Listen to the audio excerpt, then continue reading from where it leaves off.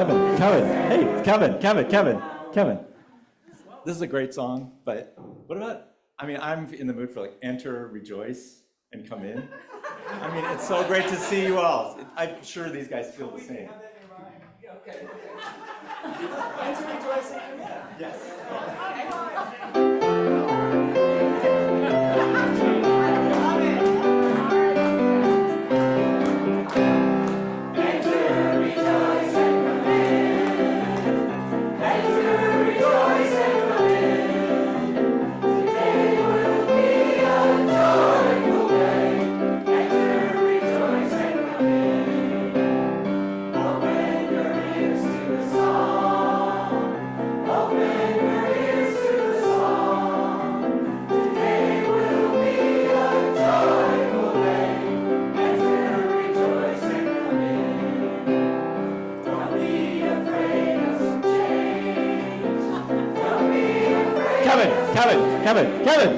Kevin.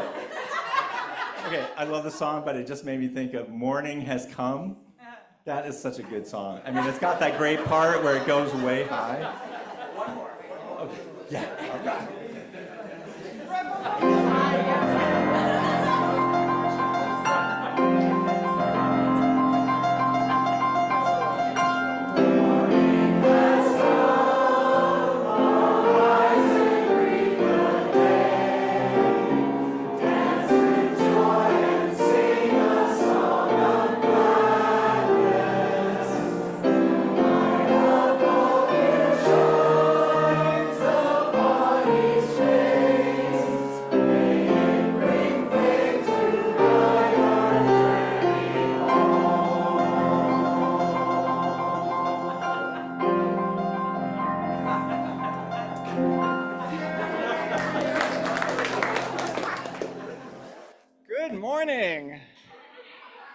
Good morning on a misty and adventurous Sunday morning. Ruth Gio, as I walked in, said, "We need a bigger space." I said, "Yes, we do." But there are spaces up front, as is so often true if anyone needs space, and if you'd help each other find spaces as people arrive. I'm the Reverend Kevin Tarsa. Kevin, can I do this part? I love this part. The greeting? Can you just say it? Because I didn't really get to say hello. I don't really get to say hello, but okay. All right. Hello, everyone. Good morning. So this is the part I just want to say hello, and just want to remind you to please, if you have a cell phone, please, calm that. Just shut. Oh, wait a minute. Sorry, I have a message here. Okay. So yeah, please shut them off. We don't want the distractions because we've got so much going on today. It's so exciting, and so I'm really happy to see you. Please take a minute and say hello to your neighbors.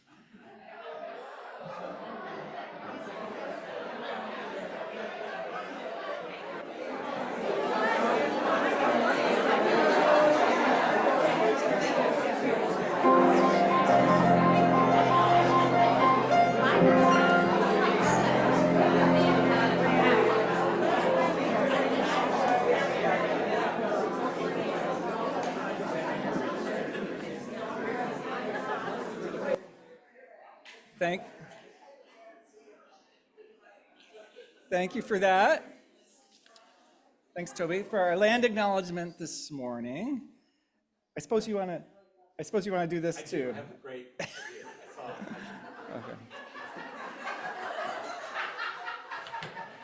it. Okay. What's great about this part, sometimes we can just see who would love, but I've had some people in mind Wendy. Yes, Wendy. Oh my gosh, this is so great. Hey, come on up.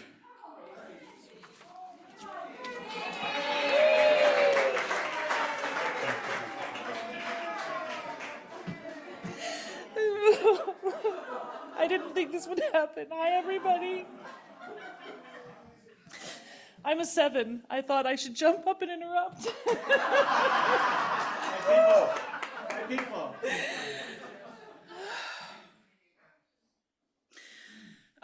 Where is it? I have most of it memorized, but here it is. Is this it? Here you go. By placing this basket of black oak acorns on our altar, we acknowledge the Nisenan people are still here among us today, though nearly invisible, after generations of erasure and exclusion from California's history. We understand we are on Nisenan land that was never ceded, never given up, and the original tribal families have yet to recover from the near genocide of their people. We commit ourselves to supporting the Nisenan in their efforts to stabilize their people and restore tribal sovereignty.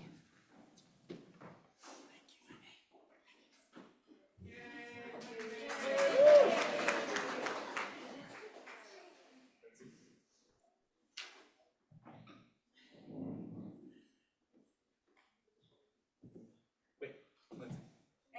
Can I read and you can light? Okay, cool. Wait. Oh, wait.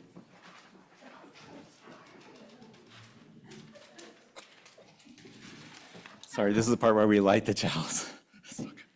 You're gonna like this, okay. Okay, okay. In This Small Flame Dwell by Jean L. Wallstrom. In this small flame dwell, the beacon light of lanterns guiding travelers home, the warmth of hearth fires tended through the generations, the transforming energy of furnaces, and the power and life of our sun. May these blessings, warmth and light and life-giving energy be kindled in each of us. Wait, Lindsay, wait. These are better. I think these are good. But, oh wait, but we have this thing. It's really, that might be better. Might be better. So, okay. Oh yeah, wait. Here's this new, we got this really cool new thing. It's electronic. Let's try that. So many cool things. Okay.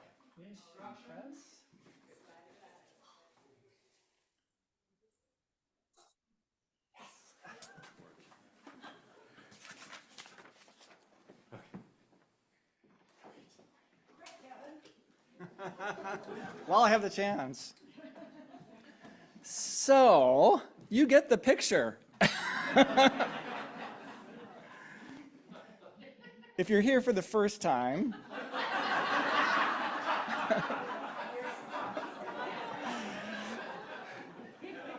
it may help to know that services aren't always beginning with such frequent and enthusiastic shifting.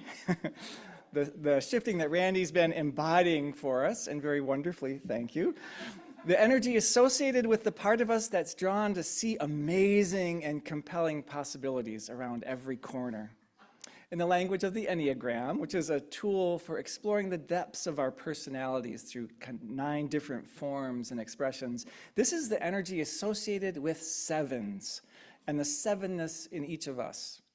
The enthusiast, the multitasker, the wunderkind, the connoisseur, the entertainer, the energizer.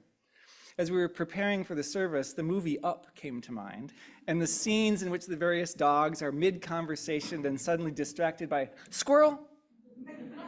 They'll be talking again and squirrel. 7ness isn't quite that simple or simplistic, but this is the enthusiastic, bold, optimistic, vivacious, creative part of us that seeks pleasure and that can be distracted by bright and shiny newness, and that looks endlessly to the future. As to why, that's another part of the story.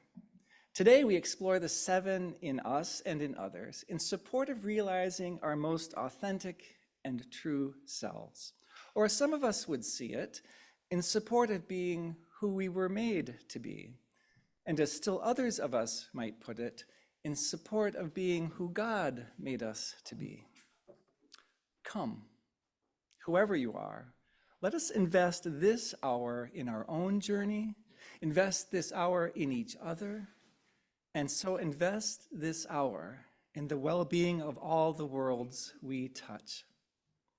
I invite us to invest some singing with 7-style enthusiasm as we sing This Little Light of Mine, to sing our youngest ones on their way to Kids Connection.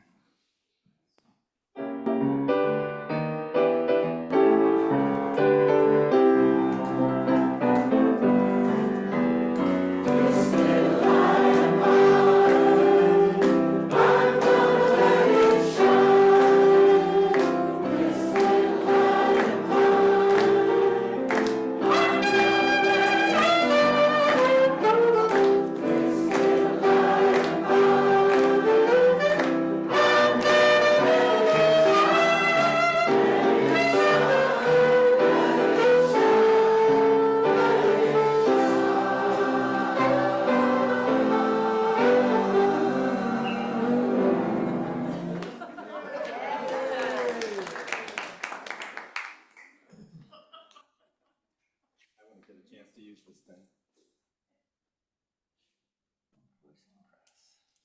push and press.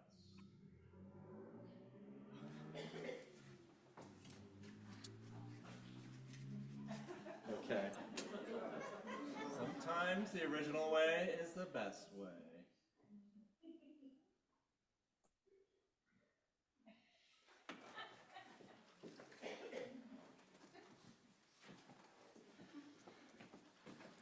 Oh my gosh, this has been so much fun, and we're just at the welcome.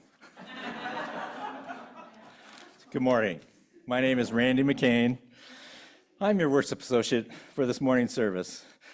As Reverend Kevin said, today we're exploring sevenness, the enthusiast part of ourselves, on this Sunday in April, whose theme is interdependence, which I like to take to mean as connection.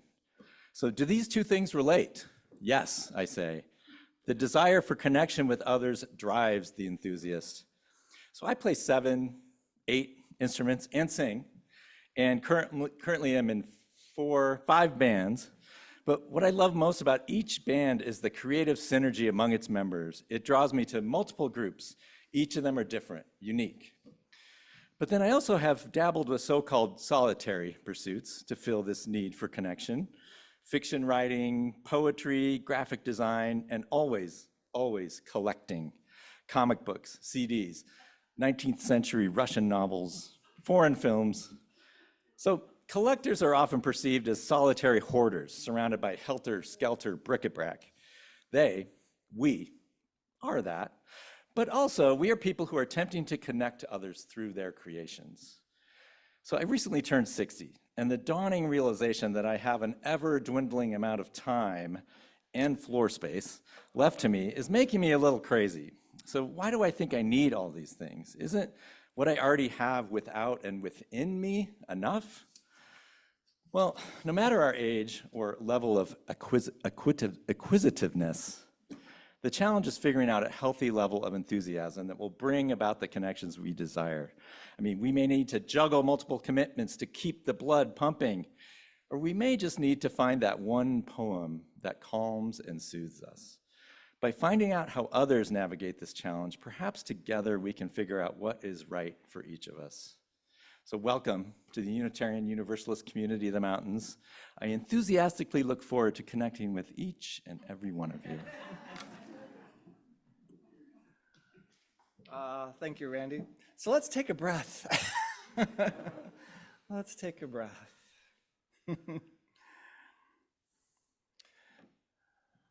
People in whom type 7 qualities are strong are full of ideas.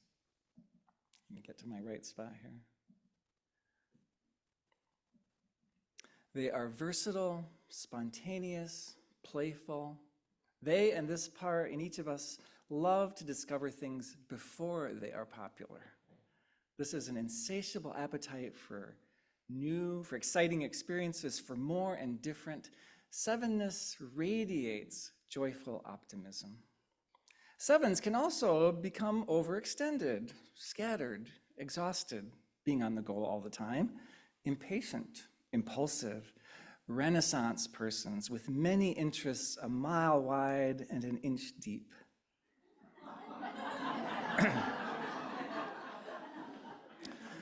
This is the part of us that wants to ensure that everyone's going to have a good time. And a good time means, in this case, an experience that's full of positivity and connection and good vibes.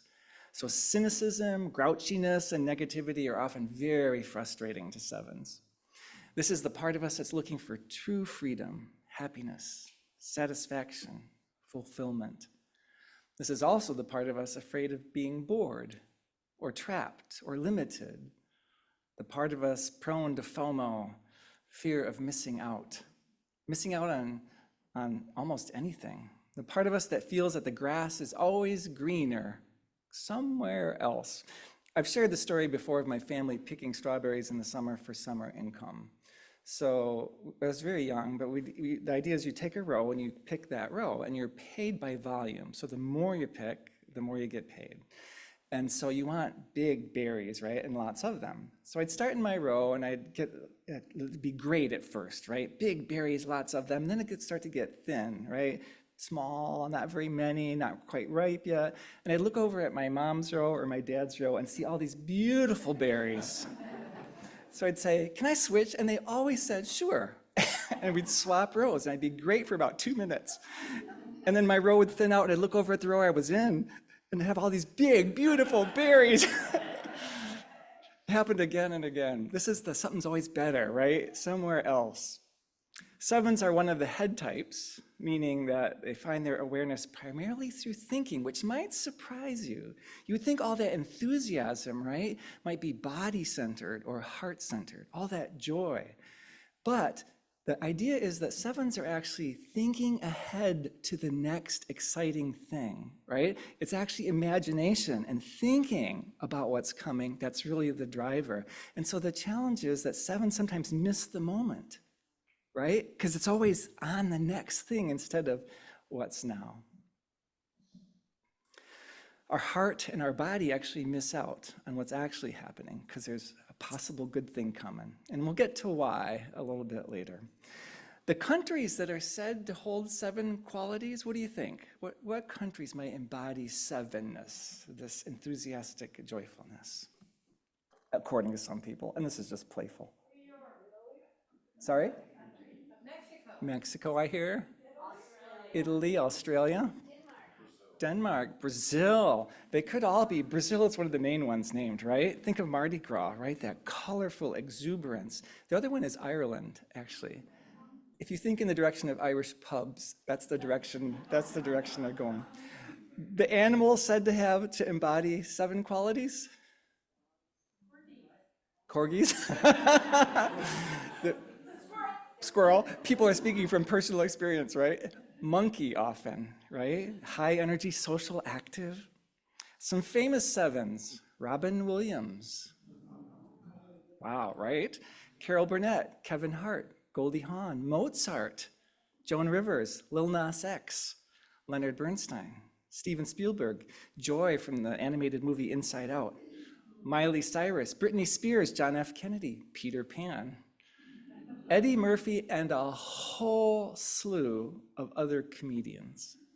In fact, comedians are a great entry to looking at what motivates 7ness and what's difficult about 7ness. What drives a 7's relentless energy toward joyful engagement is at the base of it all, fear. It's fear of being deprived, of deprivation, fear of being trapped, ultimately a fear of facing one's own emotional pain. The reason to stay so endlessly and apparently happily engaged and positive is to avoid having to feel the painful truths inside.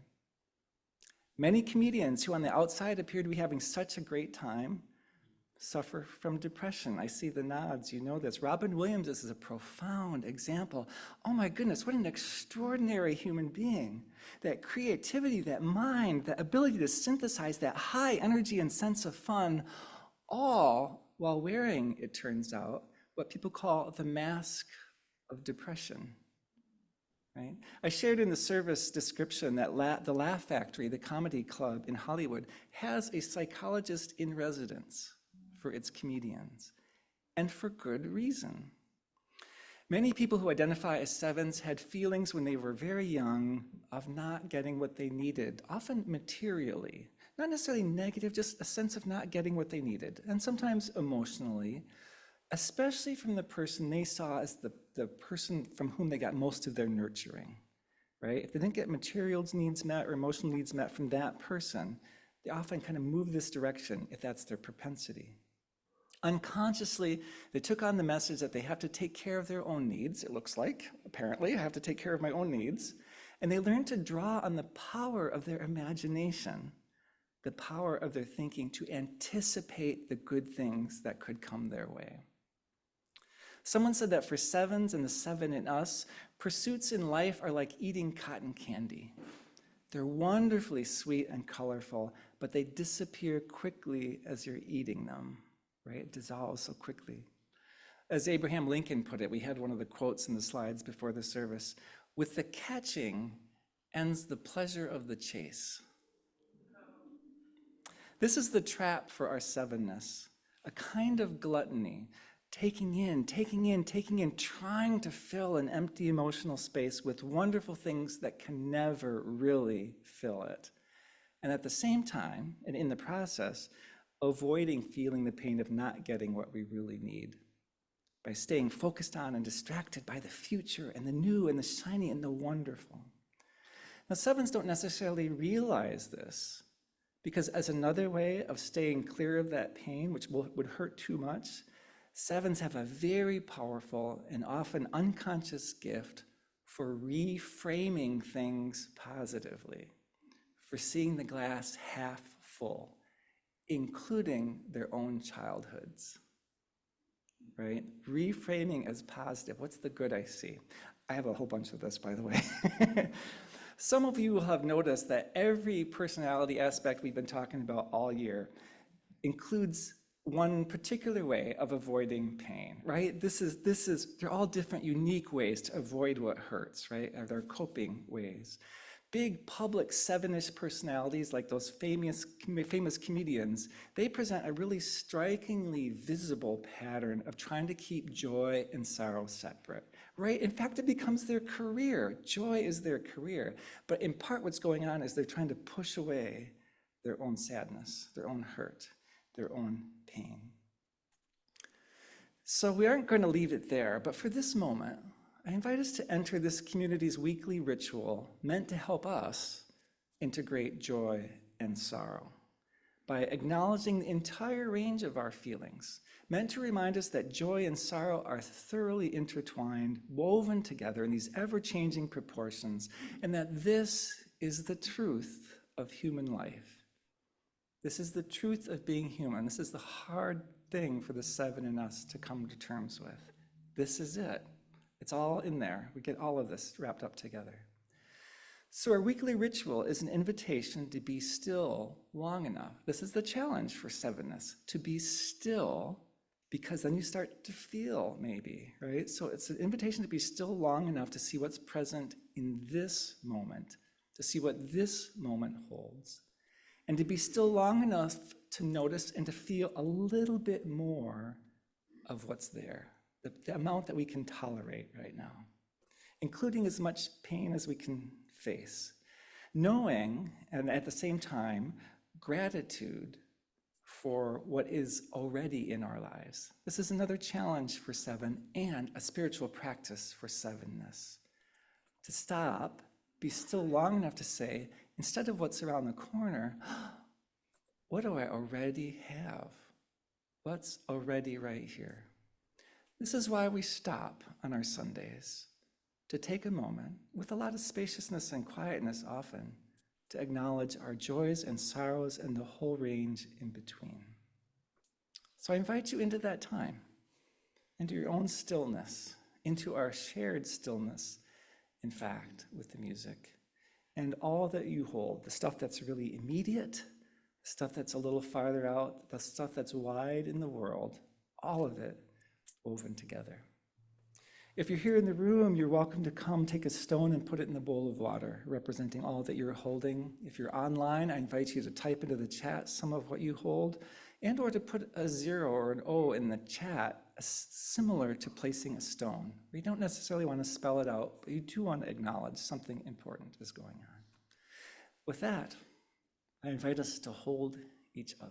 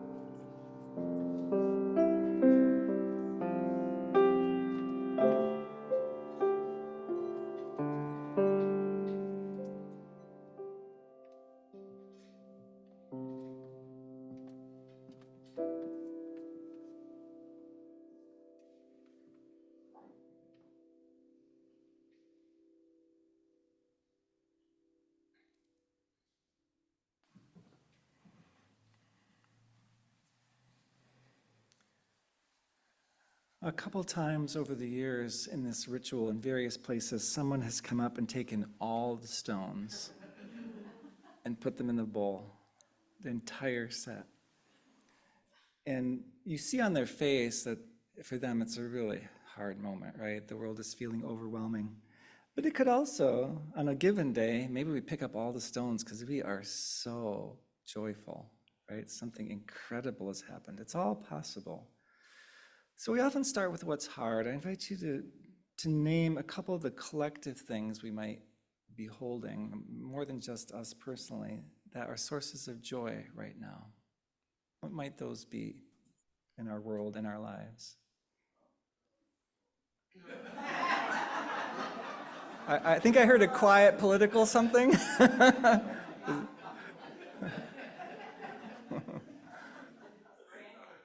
Sorry? Grandkids for lots of people. Spring.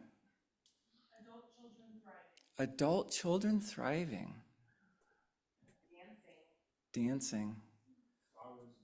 Flowers blooming. Laughter. Poetry. There are a bunch of babies coming in my extended family. Nieces and nephews are having children, and they will be really good parents. They will be really skillful parents. It's the 30th anniversary of the genocide in Rwanda. This is true as well, right? Pain, war still in the world. Israel and Gaza ever present, freshly, daily in our minds and hearts. Ukraine still. Sudan, yes. Always, always all of it. I invite us to craft a prayer together.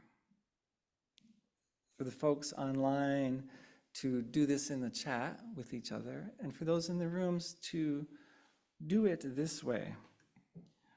I invite those of you who pray to name, how do you name or conceptualize what or to whom you're praying? Knowing that words are never adequate, right? Words are placeholders, but what are some of your placeholders for whom you're addressing? Who you're addressing? What is it? God. Spirit of life and love. Divine beloved. Goddess. Universal energy. Humanity, did I hear? And Shiva.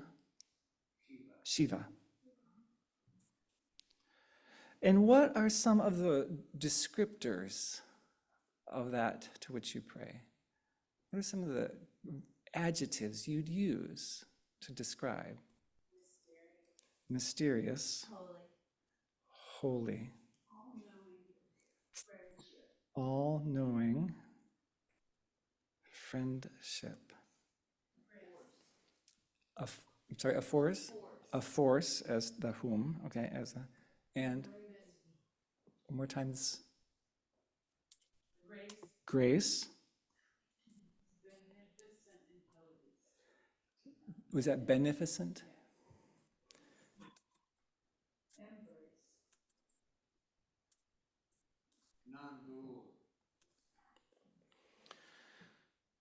So let us begin in the spirit of prayer. All-knowing, mysterious, holy, beneficent God, Spirit of life, divine beloved, Goddess, grace, force, humanity. I invite you to complete this sentence for addressing that which we've just named. I know you.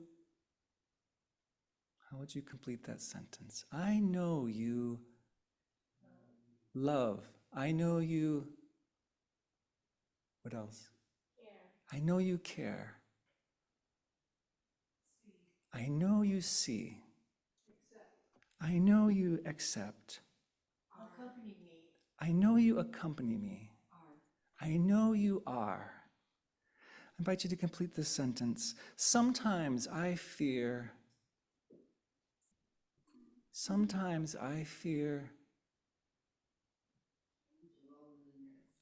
change. Sometimes I fear loneliness. Sometimes I fear depression. Sometimes I fear criticism. Sometimes I fear confusion. Sometimes I fear a lack of belonging. I invite you to ask a question of this entity you're addressing. What's the question that you have today? How can I be more?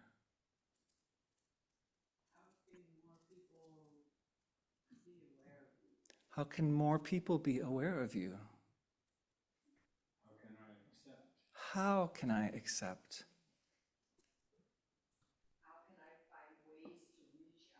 How can I find ways to reach out? How can I understand? How can I stay present? How can I act? How can I be more loving? How can I be more loving? I invite you to complete this sentence. Thank you for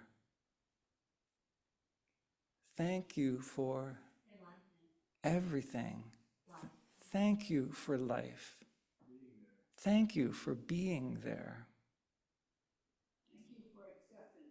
Thank you for acceptance. Thank you for music. Thank you for diversity. Thank you for watching over me.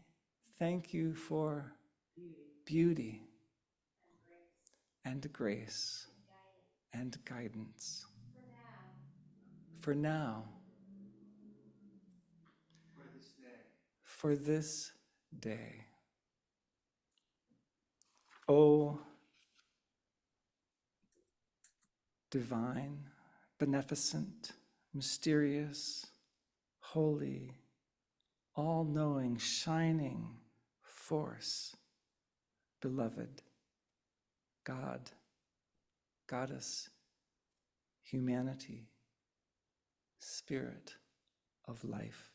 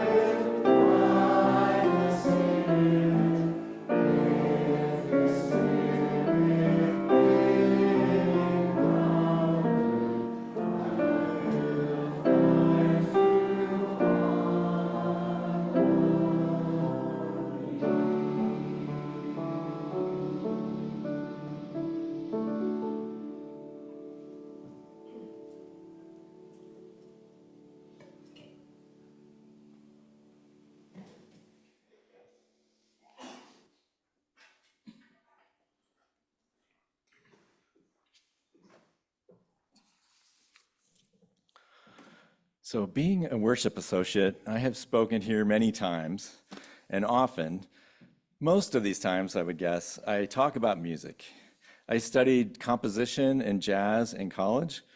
The act of improvising, spontaneous composition, if you will, is the closest thing I have to a spiritual practice. Others meditate. I play 12 choruses of All the Things You Are. But being an enthusiast, I'm never quite satisfied with what I've done. I'm always looking for a new way to play something. And like instead of a blues scale, what does it sound like if I superimpose the melodic minor starting on the 7th scale degree? Or when I get to the 5 chord, how about I modulate up a half step before I return to the tonic? Yeah, you know, stuff like that.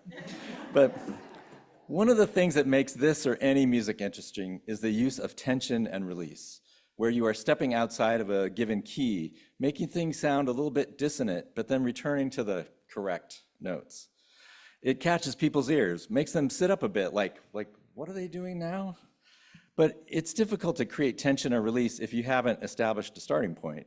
For me, as a listener, I always want to know where we are in the song. There are many strategies to navigating harmonic changes, but it can get to be a problem if you stray too far afield from what's on the page. I mean, in fact, it's pretty simple. People want to hear the melody.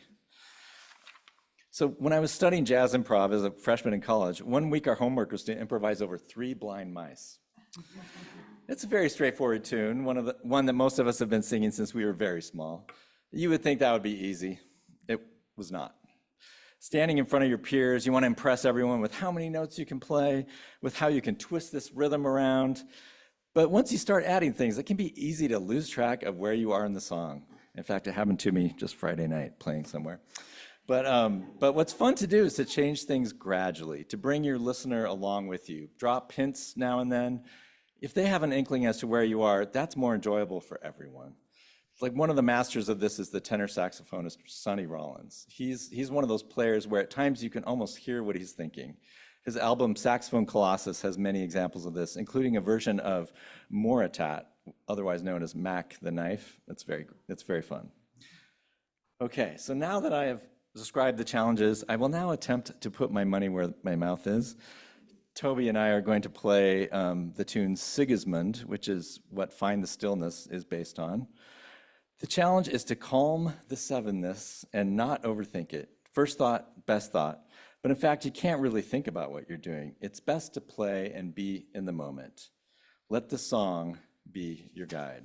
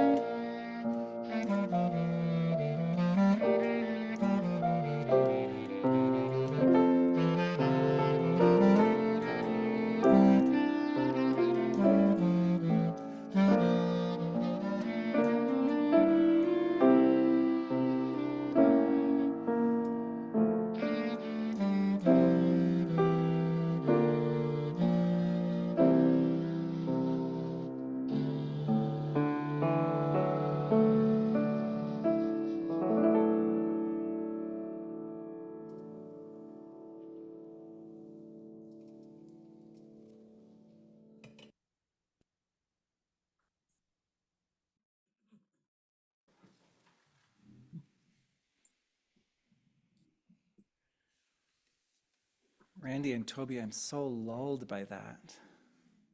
I'm ready to be quiet now or listen to it for another 45 minutes and be totally calm and centered, present. Perfect, thank you, thank you. You're such a good fit for this service, Randy. So I know some of you have been digging into the Enneagram for decades. What else needs to be said about sevens and sevenness? What haven't I said yet? It feels important to name now that we're in our calm space.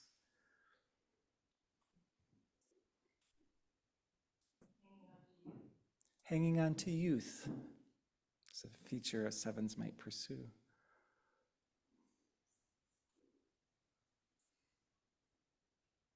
Learning from them. Learning from them is an important possibility, yeah.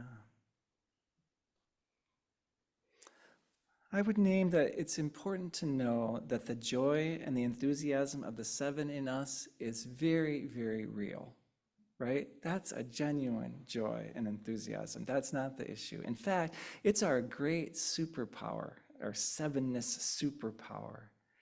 The power of genuinely positive thinking, the creative ability to see interesting ideas and positive possibilities almost anywhere. That's the great gift.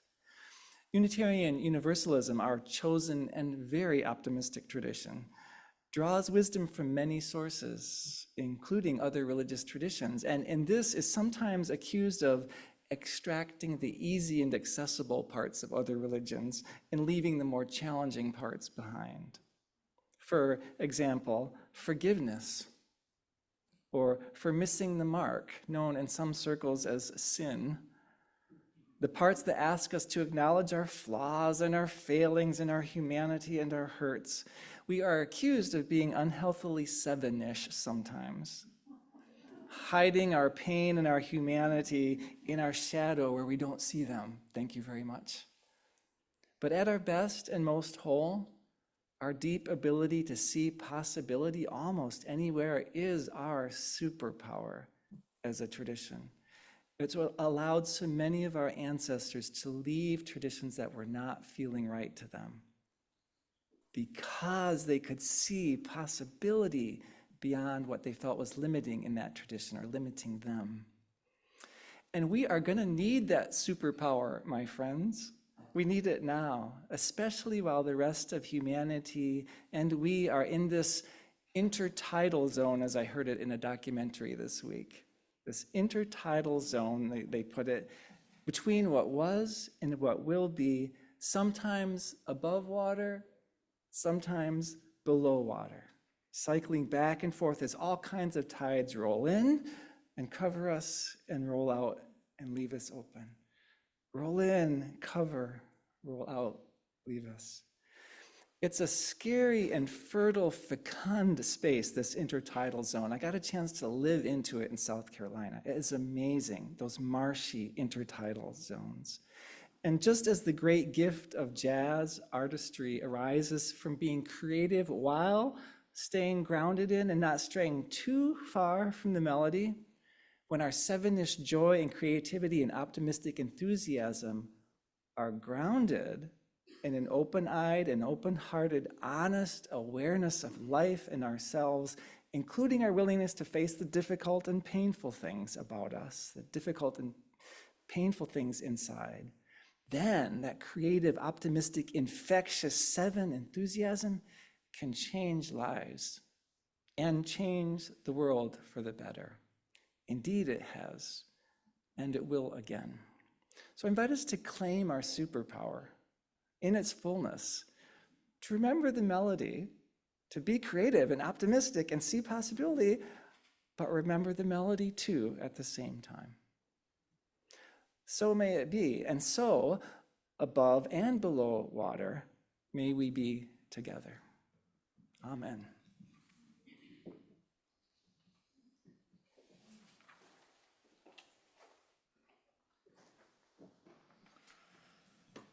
This is the point in our service where we get an opportunity to use our optimism and connect to other people and forward the work of this congregation. 25% of our offering this month will support Citizens for Choice, whose mission is to promote reproductive justice through education, healthcare access, and advocacy, informing and enable choice. If you'd like 100% of your giving to support Citizens for Choice, you can put your offering in the white envelope in the basket. If you're with us by Zoom, please see the next slide for other ways to give. Your giving is vital to our ability to sustain the work of our community, and thank you for your generosity.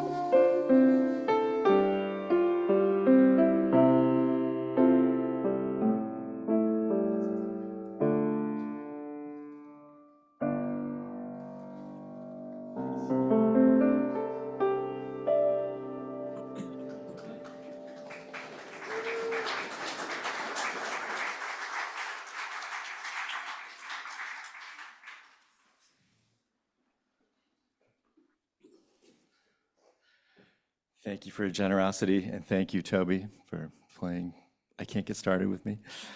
We dedicate these gifts to creating and keeping options available for those in need. Okay. I'm distracted again. I'm going to give the thank yous. I want to thank everybody that helped out today. I want to thank Lindsay for attempting to read this morning. And get my glasses out. This is not an act. And I want to thank Toby and Paul Cypress and Bob, as always, back doing the AV. Eileen for being our chat host, and Laura Harder's going to be stepping in for her. Shanti for the wonderful display altar that we have. Jean and Laura for greeting today. Refreshments are from Rain and Cats. And I want to thank Shannon and Cheryl for being with the kids today. And okay, and so just so you know, an artist reception this afternoon, right in the gallery there.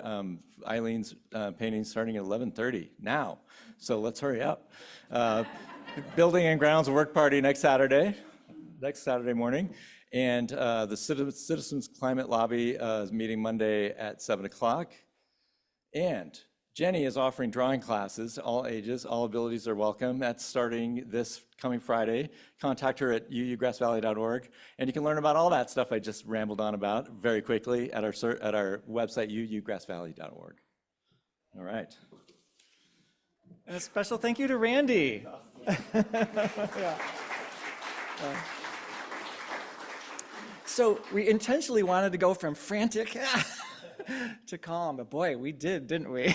Went to very calm. We're going to end with a combination of things to do closing words and closing song. Often we do two different things, right? We'd sing a closing song and have some closing words in the spirit of honoring the path of sevenness, right? Instead of doing more, we're going to do less. We're going to do them together. I'm going to invite us to sing Amen, Ashe, and Blessed be. Amen, this word in Hebrew that essentially means yes, so be it. It's an affirmation of what we have said and are holding up. It's a yes. Ashe is also a yes from the Yoruban language that originated in Nigeria and Africa. So it means yes, very much like amen does, or as someone else put it, I dig it. There's another way to say ashe. But it's also a word that means life force. And perhaps its most important meaning speaks to the power to create through what we say, right? So through the saying of something, to create it. That's the strongest meaning of ashe. And then blessed be. So I invite us to sing what will be a familiar melody, and I might toss in another word or two there, we'll see. But it's to rise in body or in spirit and to sing, starting with amen.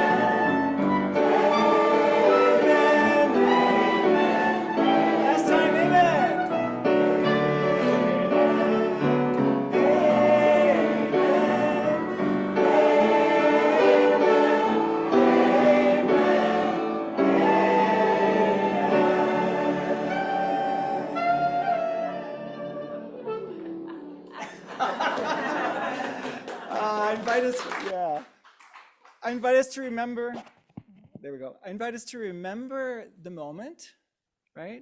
This one and the present one, each one as it arrives, and to remember that we are not alone with these good words we say to each other each week to send us on our way.